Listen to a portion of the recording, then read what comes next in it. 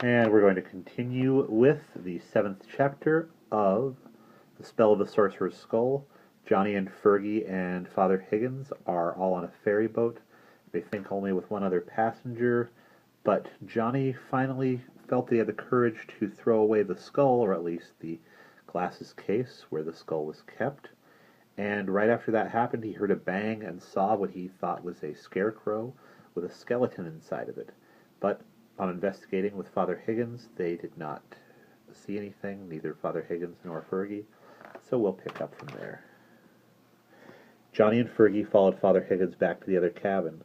They went and sat down and did not say a word, much to the annoyance of the lady passenger, who was expecting to hear that a murder victim had been found. "Well, what is it? What did you find?" Her voice was high-pitched, almost hysterical. "Nothing," said Father Higgins. There was an awful finality in his tone, and he glowered so threateningly that she was afraid to ask any more questions. The 4 people in the cabin just sat there silently throughout the rest of the trip. Finally, the ferry boat slowed, and Johnny could feel the boat backing into the dock. Putting his hand on the porthole rim, Johnny pulled himself up to look out, but it was so dark that he could hardly see anything at all. "Come on, you two," said Father Higgins as he picked up his guitar and began to scoot sideways out of the seat. "We'd better be getting into the car. They'll be letting us drive off in a few minutes." Johnny and Fergie followed Father Higgins out of the cabin, and they all climbed back into the big black olds. With a shuddering, grinding sound, the ferry boat eased itself into its berth between 2 rows of pilings.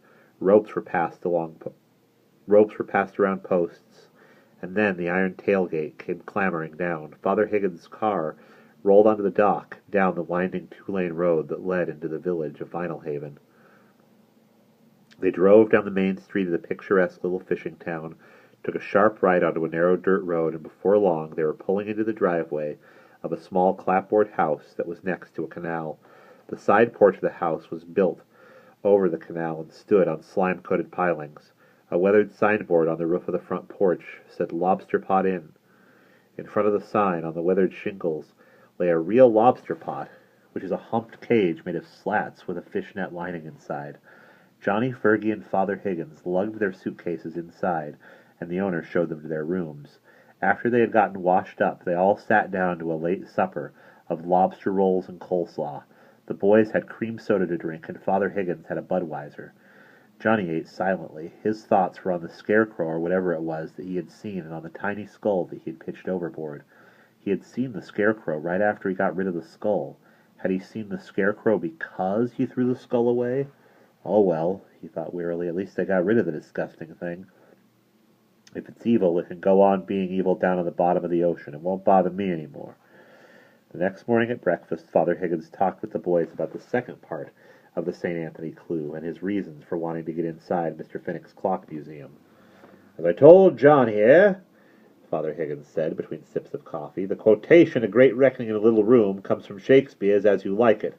A reckoning in Shakespeare's time meant a bill, like a restaurant bill, and the whole quote refers to a murder case that must have been the talk of London back in those days.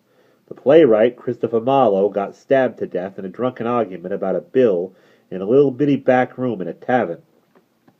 And now, you're going to ask, what does this have to do with the professor's disappearance? I don't know. Not yet, anyway.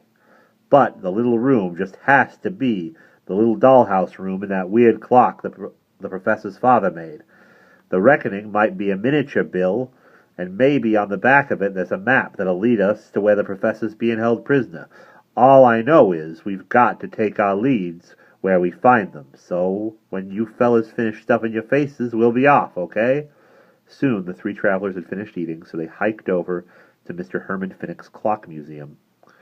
The museum turned out to be a large purple Victorian house covered with lacy iron trimmings and fancy wooden doodads. The house had just been freshly painted, and the lawn was carefully trimmed. A neat border of whitewashed rocks followed the sidewalk up to the ornate front door. Father Higgins stepped forward and pushed the doorbell. After a short pause, the heavy door rattled open, and there stood Mr. Finnick, short, 60-ish, and prissy-looking, with a pencil-thin gray mustache and a disapproving frown on his face. He was wearing a blue denim apron and in one hand he held a small can of all-purpose machine oil. Mr. Finnick glanced at the boys and Father Higgins. He seemed a bit frightened, as if he expected them to leap at him and start pummeling him with their fists. "Yes, what is it?" he snapped nervously. Father Higgins stepped forward. "We've come to tour your clock museum with Mr. Finnick. We're especially interested in seeing—" Mr. Finnick gave Father Higgins his sourest grimace. "Museum's not open till Memorial Day," he snapped. "Come back then, and I'll give you the complete tour." And he started to close the door, but Father Higgins was not going to be shut out that easily. He put his large, meaty hand on the door to keep it from closing. "I'm afraid there's been a misunderstanding," he said, with a threatening hint in his voice and a glower on his face. "I'm Father Thomas Higgins, who wrote you from Dunstan Heights, Massachusetts, and asked you to give us a special tour. You said it'd be okay, don't you remember?" A light dawned in Mr. Finnick's eyes, and a wintry thin smile creased his face. "Oh, yes, I remember now. You weren't wearing your clericals, so naturally I didn't— well, you understand. Please come this way. The tour fee is 50 cents apiece, by the way, payable in advance." Mr. Finnick held out his thin, well-washed hand, and Father Higgins put $1.50 into it. Then the three travelers followed the museum's owner into a vast entry hall that smelled of varnish, Roman cleanser, and Murphy oil soap. The place was immaculate. The woodwork glistened, and the rugs had been freshly shampooed.